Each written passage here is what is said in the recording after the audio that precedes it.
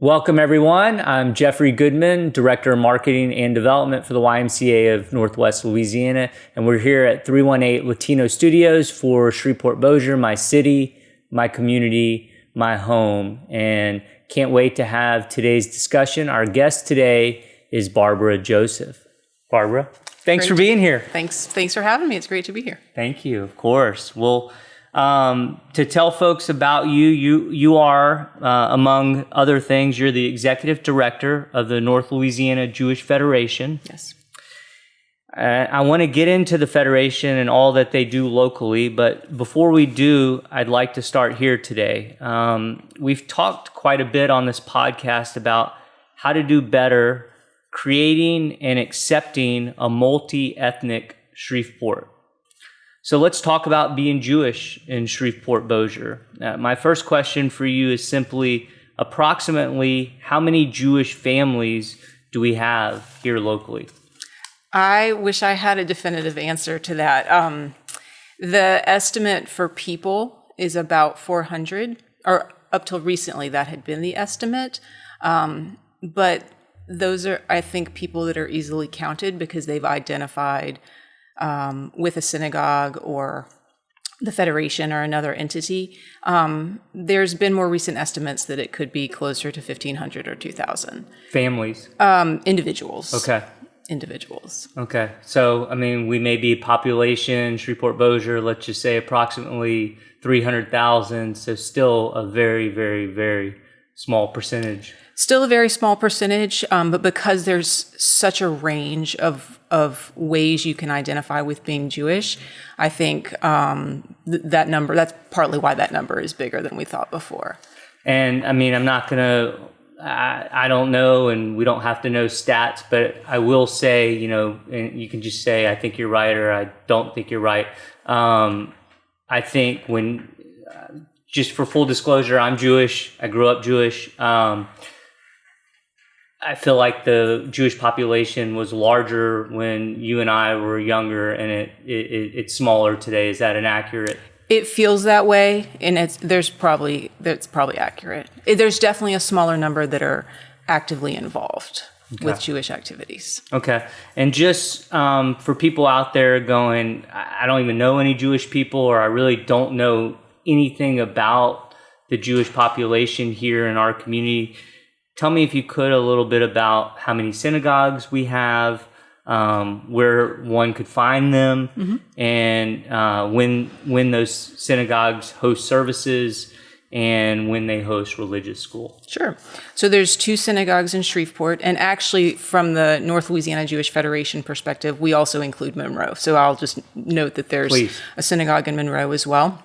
And what's it called? It's called B'nai Israel. Okay. And it's associated with the Reform movement. B'nai Zion in Shreveport is associated with the Reform movement, and Agudath Achim is a conservative synagogue. And that doesn't refer to politically conservative, it's just the branch of Judaism. So both synagogues in town have a Friday night service. The Jewish Sabbath starts on Friday night and is the whole day of Saturday. And then Agudath Achim has a Saturday in-person service. B'nai Zion offers a Torah study and service online on Saturdays. And orient folks just in terms of where they can be found, those 2 synagogues locally. Geographically? Yeah. So B'nai Zion is on Southfield, not far from Uri, and Agudath Achim is off of Uri, a little further south of LSUS in the Town South neighborhood. Okay. And both have websites, so information's there. People can call and find out more. And for people that don't know anything, like, what does that mean, Reform? What does that mean, conservative? Do you mind giving kind of a quick definition, just so people can better understand the different segments of Judaism? Sure. There's more than just those 2. And if I give you 3, I can kind of present it as a spectrum. So Orthodox is sort of on the end where it's very much more traditional. So a lot of adherence to halakha, like the laws of Judaism. So not using electricity on Shabbat might be an example, or observing the laws of keeping kosher, maybe even having separate dishes. maybe keeping your head covered all the time. So that's sort of one end in terms of observance. And then on the other end is the reform movement, which which evolved in the United States and is more, I think, focused on social justice. There's adherence to certain prayers and rituals, but also very much about integrating with other aspects of society. And then conservative Judaism is sort of in the middle. There's some traditional adherence, maybe a little more Hebrew in their service than the Reform, but not as strict in some ways as Orthodox. And probably, is this fair, probably locally the largest Jewish population is the Reform, and then Conservative, and then Orthodox, probably in that order? Well, there's no Orthodox synagogue here, but there are more members at B'nai Zion, which is Reform, than Agudath Achim, which is Conservative. I've heard sort of nationally, the largest numbers are on both ends. So there's sort of large amount of Reform, large amount of more traditional. Chabad is another one on that end that's more traditional. Fewer in the middle, which is interesting. Yeah. You'd kind of think it would be more of like a bell curve, but that doesn't seem to be the case. And I grew up going to B'nai Zion. You grew up going to Agudath Achim. Mm-hmm. Okay. So let's focus on the Federation for a second. The North Louisiana Jewish Federation protects and enhances the well-being of Jews and Jewish communities in North Louisiana, the United States, Israel, and around the world, striving to realize its core values. And I meant to ask you just to correct me again on the pronunciation. Hesed, which means caring and compassion, Torah, or Jewish learning, Tikkun Olam, which means repair of the world, and Tzedakah, which means social justice. As everyone knows, on October 7th, 2023, Israel suffered the deadliest attack on its country since the country was first established in 1948. My question for you is, if you could, tell me about the current status of Israel, and for people listening today, what should they understand about what's going on there, and how can they possibly be of help? The situation in Israel defies a simple explanation. And I think we in this country can't fully understand what they've experienced and are still experiencing. That day of October 7th, it's been compared to 9/11 because it was a surprise, because innocent people were killed, and it was viewed as an act of war. It's been compared to Katrina in terms of the government's maybe failure of preventing it and responding adequately to the citizens. But 1,200 people were killed. Over 300 were taken hostage. There's 136 still in captivity, and that's for 117 days now. Entire communities were burned to the ground. Many people are living in hotels or otherwise evacuated from their homes, not sure when they'll be able to return or if they'll return. And a reality of life in Israel for decades has been that there's bomb shelters everywhere. You know, apartment buildings have them, all major buildings have them, and there's almost a routine of it. You hear the siren, you go to the bomb shelter. And so that's happening with more frequency. The trauma is really fresh, and it will probably exist for generations. I think right now Israel's government is more right-wing than it's been in a long time. There was a lot of protests last summer, and the kind of things happening in their democracy and things about judicial reform. Some people have said that attack happened partly because the country was so distracted. And I think from our perspective, growing up Jewish, we know we have this connection to this place, some more than others. And it's hard from afar to know what to do to support when there's things you see that you disagree with. I think you and I actually spoke about that before October 7th at one point of, not really being sure how to feel about what's happening in Israel, but feeling like we need to feel something. But when that attack happened, it's affected everything. There's reservists that have been called up to fight, so universities are not the same, families are not the same, the labor force isn't the same. There was an Israeli journalist that came to Shreveport in November and said, "You can't ask somebody, are you okay?" Because the answer's not going to be. It's more like, is everyone in your immediate circle okay? Because outside the immediate circle, everybody knows somebody that's not doing well. So it's a really deep-rooted, there's so many deep-rooted problems that led to what happened on October 7th. And there's two peoples, both with a deep history of oppression, who both need safety and autonomy and have a valid claim to this tiny piece of land that you're referring to as Israel. And the situation doesn't fit neatly into oppressor and victim or hero and villain. Again, it's hard for, I think, us to understand because many of the choices that the people there and the leaders there have seem either bad or worse. And we're just not in a situation where we have to make those kind of decisions. So to get back to your question about helping, I think because the situation is so complex, I think part of being able to help is trying to understand it. You know, sometimes I'll hear like a 2-sentence summary of something on NPR, a recent update to something that's happening there. And that's the first I've heard of it. And my whole impression is guided by those 2 sentences. And then later I'll sit down and read an article that gives me so much more perspective on what I heard earlier. And I don't think the person who wrote those 2 sentences or said them was trying to mislead me. I just didn't have the full picture.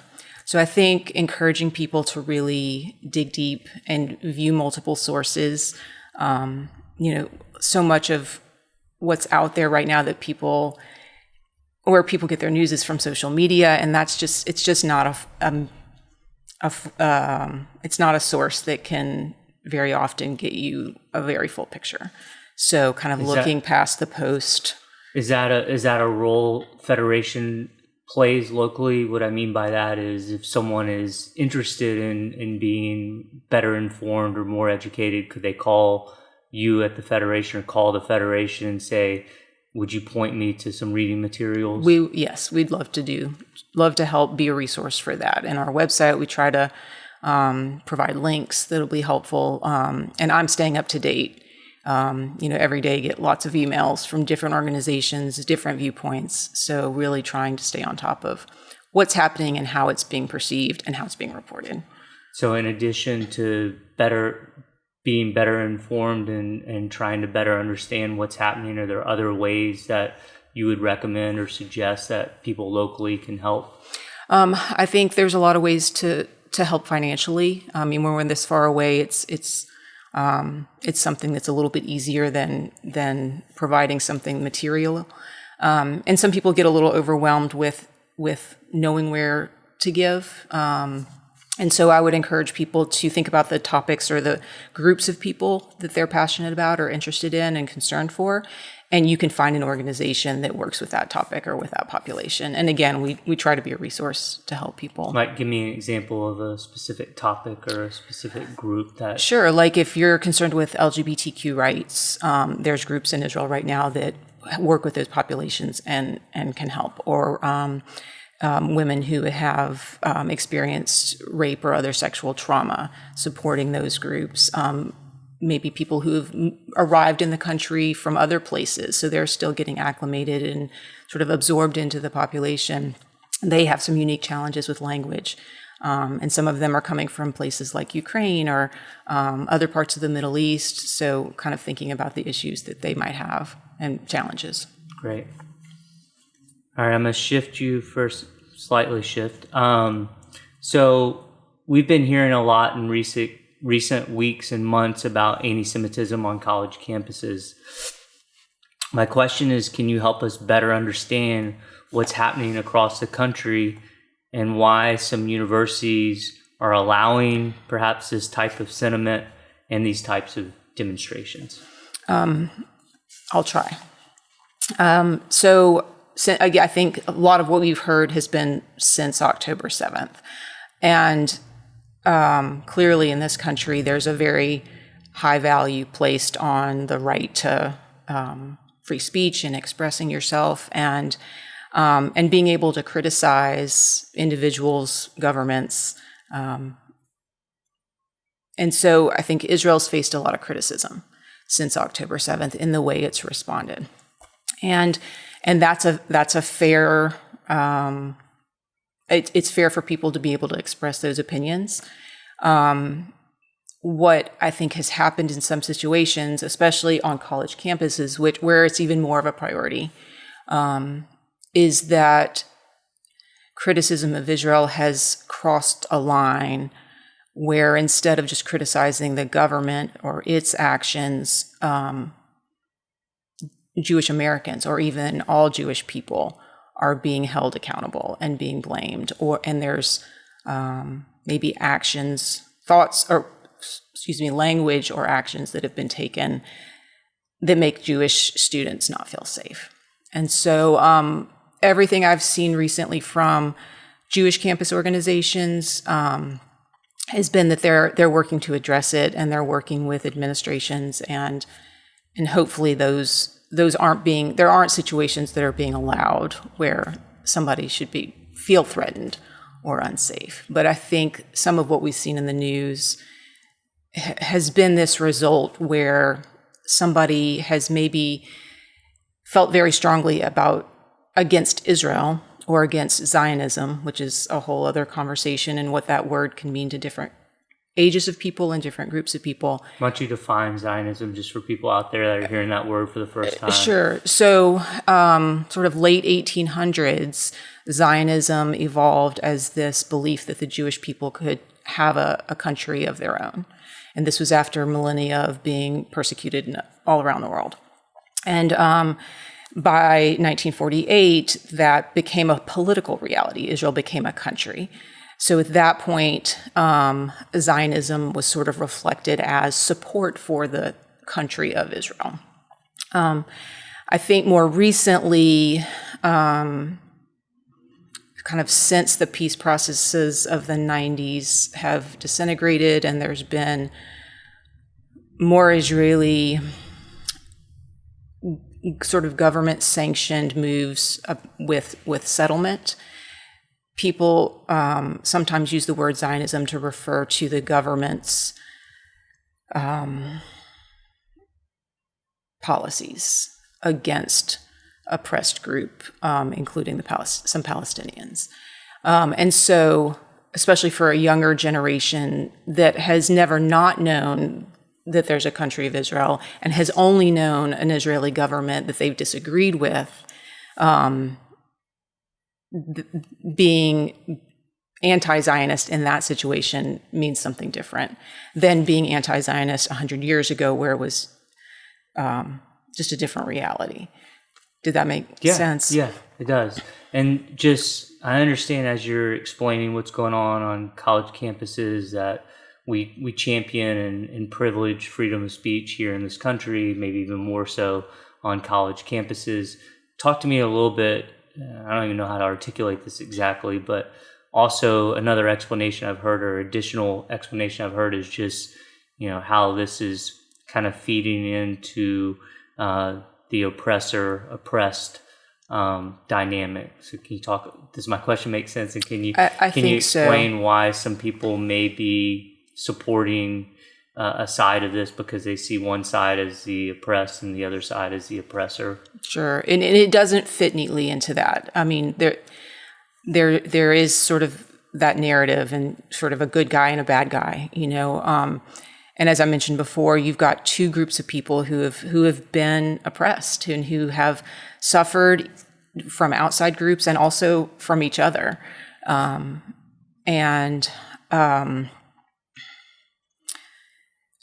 guess a part of this is that when you're passionate about supporting your either because you're part of a group and you want to you're advocating for rights, there's phrases that can get developed and used, and we see them.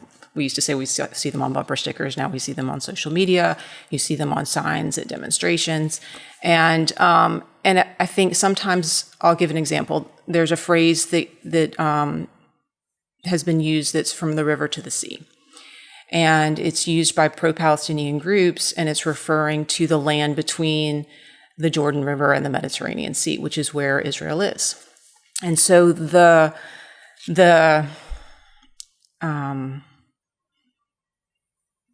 understanding that a lot of people have when they hear that phrase is that that land deserves to all be Palestine. But if that's the case, where do all the Jewish people go that are living there now? So it gets perceived as a threat to Israel's right to exist. And that's, I think, that's where some of these free speech issues on college campuses have come, because there's slogans that get used without, I think, sometimes a lot of deep understanding about the implications of those phrases.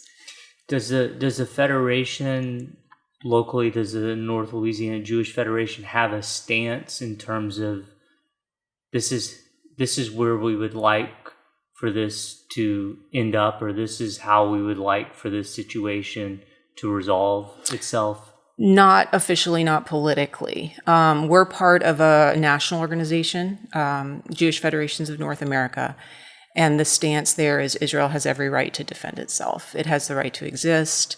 We have a deep connection to that land and to its people, and we support them. And we also have those ideals. You stated some of the values that are in our mission statement, those Jewish values that are about peace and about doing the right thing and about social justice. And so we see it all through that lens, but not with a goal, a stated objective with regard to a political outcome.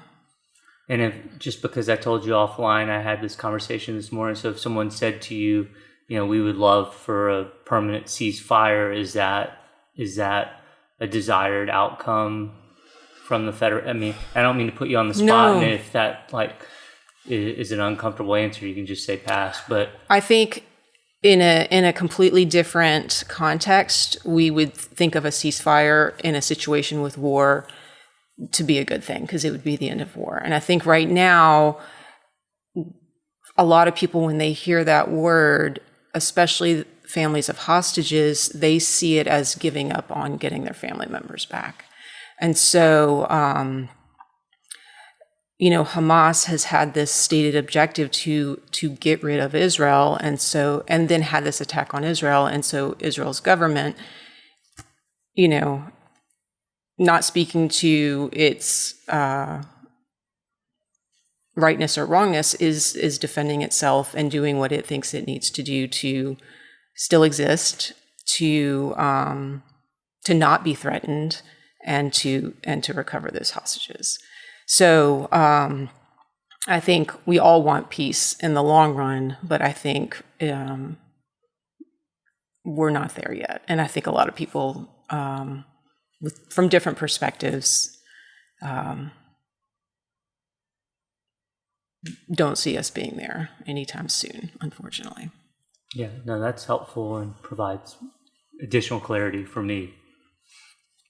So I'm gonna take you to another place, and then we go back anywhere you want to go. But as you know, I'm on the advisory board for the LSUS Institute for Nonprofit Administration and Research, or INAR, as it's commonly known. You personally were recently one of 15 nonprofit leaders selected to participate in an important INAR initiative, which was its first capacity building cohort. Second, about INAR strives to elevate the future of the nonprofit sector through transformative education, impactful research, and professional development. So my question for you is, if you wouldn't mind, tell me about your recently completed, tell me about your experience in the cohort and why it was an important initiative for you to be a part of. actually entered the nonprofit sector right after I graduated from college. I was in New Orleans. I worked for a nonprofit there, moved back here to Shreveport, and was at 3 different nonprofits. And really... Which were? Just tell me what they were. Sure. Tell me where you worked in New Orleans. Tell me what they were. I was at the ACLU of Louisiana in New Orleans. I was here at the Volunteer Center, which was then part of an organization called the Extra Mile. And then I was at North Louisiana Area Health Education Center. I also did some work off and on, both as employee, but also volunteer at the Renzi Center, which was just starting around that time. Okay. And so, had some experience with the programming that some of those nonprofits did, with the kind of communication with donors, some grant writing, and then actually shifted gears a little bit, went into education. And then... what were you doing education-wise? I taught middle school math for Where? 16 years, the Montessori School for Shreveport. Okay. So as I took a step back from that, this opportunity with the Federation arose. And so, I was born in this community, strongly identify with being Jewish. So much of what the Federation does, I personally can get behind, everything.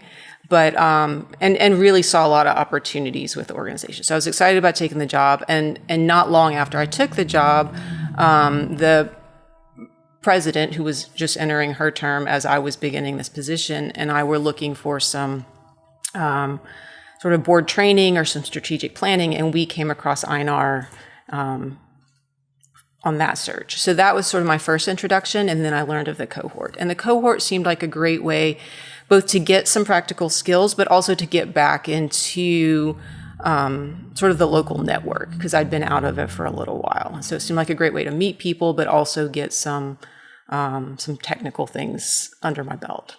And just so people know, the way it worked is there were 15 mentors, and they were each paired up with a mentee. So it was really a network of 30 different nonprofits locally working together. Yes. And in addition to that relationship with the mentor, we had 13 workshops, each with a different topic, mostly presented from different people on different topics, like, relationship with the board of directors, project management, grant writing.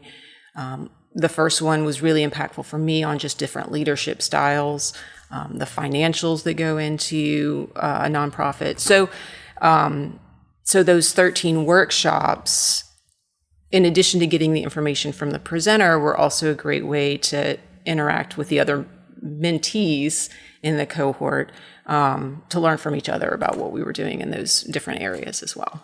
Can you share maybe 2 or 3 major takeaways just from the whole experience? 2 or 3, yeah. Or 1 or 2, or just kind of epiphany moments, or just, that was worth the last hour that I spent in that workshop or discussion. There's always things to learn with technology. And so I think kind of hearing from everybody in the room about the different tools they were using was really helpful. And then the things about working with a board. It's a really unique structure. The way a nonprofit is sort of mandated to run is very different from the way most other businesses or schools or government facilities. Like it's pretty unique. And so really understanding more about that relationship between an executive director and a board, and the way they support each other and the different roles that each have was really helpful. And I know you kind of said this, but being a part of a nonprofit, or running a nonprofit, I should say, can be very isolating. And so I think, having a sense of community and seeing that there are a number of individuals that you can call or text or email who have dealt with similar issues or are dealing with similar issues was probably invaluable as Absolutely. well, right? Absolutely. So often in our own organization or in our own field, we're sort of siloed, and this was a great way to get out of that and interact with other people, and also see opportunities for partnership. So, now I have these relationships with individuals at different organizations, and it's easy to call and think about ways we can work together on things. Yeah. Well, Barbara, those were my set questions. Or, you're involved in a lot. So are there other things Federation-wise or just Barbara Joseph-wise in the Shreveport-Bossier community that you'd like to touch on? We have all the time in the world. So, well, I'd like to tell you a little bit more about what Federation does and how it evolved. So there was Jewish settlers, European settlers in this area as far back as the 1820s, 1830s. So really when there began to be European settlement here. And not long after they were here, one of the very first things they needed to do was establish a cemetery. There's certain rules and rituals that go with burial.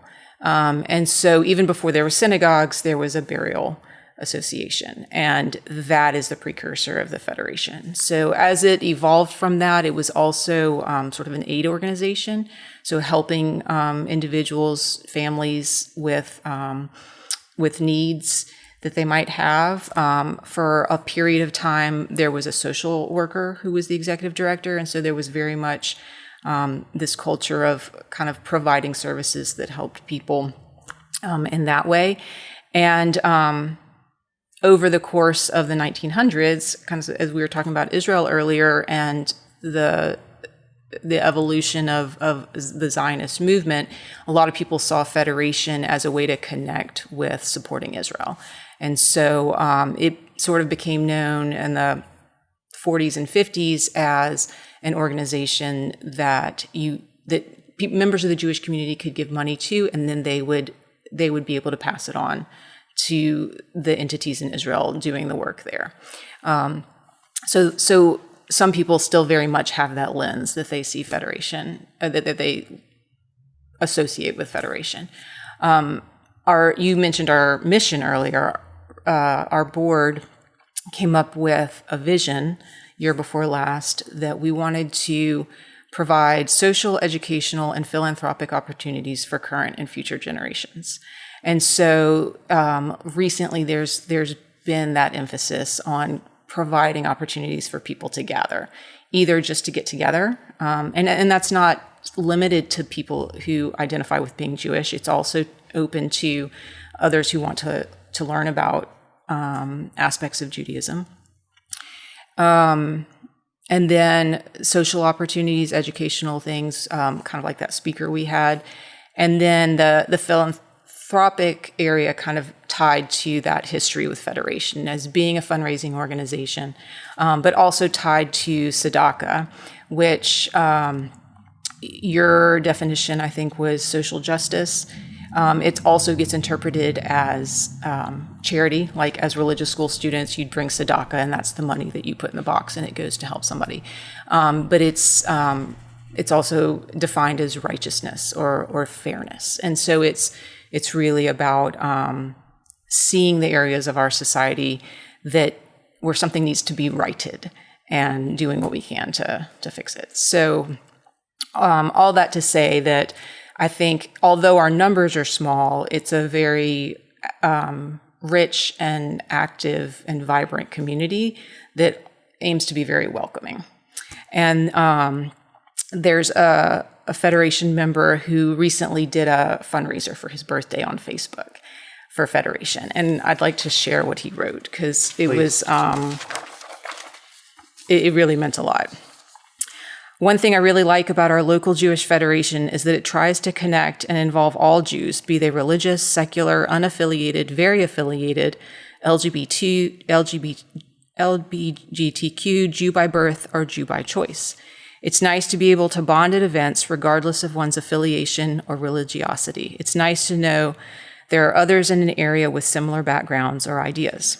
Our ways to connect involve education, special interest programs, and other friendly gatherings. It's nice to sometimes feel connected in a world full of constant disconnect. So that was really powerful and affirming, that what we're doing affected this individual that way. Yeah, I love that. And I failed to mention, but correct me if I'm wrong, I think you also run the religious school at B'nai Zion. I do. So the two congregations decided in the mid-90s to combine their religious school. So it's actually a combined congregational school, and it's housed at B'nai Zion, and I've been the education director there for about 5 years. And it's every Sunday? Most Sundays. Okay. Yeah, I came through it. I think you probably came through a good Achim. I did. Okay. Yeah, and I think that sort of sub-community, that community of students and teachers is really important to the families that are part of that. But I've also come to realize for a lot of people, that's not a way that they're going to connect with their Judaism. So with Federation, just trying to think about what are the other things we can offer to people where that religious school might not be what they're looking for. Anything else, Barbara? I think that we've talked about a lot. I appreciate the opportunity. No, I appreciate you being here. Federation's super lucky to have you here. So Thank you. Appreciate you making the time and appreciate all you're doing very much. Thank you. Absolutely.